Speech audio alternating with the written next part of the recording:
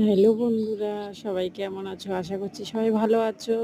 তো আজকে আমি বানাচ্ছি ইলিশ মাছের পাতুরি। প্রথমে মাছগুলোকে ভালো করে কেটে ধুয়ে নিলাম, নিয়ে তার মধ্যে আমি হলুদ গুঁড়ো, লঙ্কার গুঁড়ো, নুন, পরিমাণ মতো তেল, সর্ষের তেল দিয়ে আমি ভালো করে মাখিয়ে নিচ্ছি। মাখিয়ে ওদিকে কলা পাতাটা ধুয়ে নিয়েছি। কলা পাতা ধুয়ে একটা একটা করে সুন্দর করে মাছগুলোকে সাজিয়ে দিয়েছি। দেখো, গ্যাসটা চালিয়ে দিয়েছি, মাছটা ফুটছে।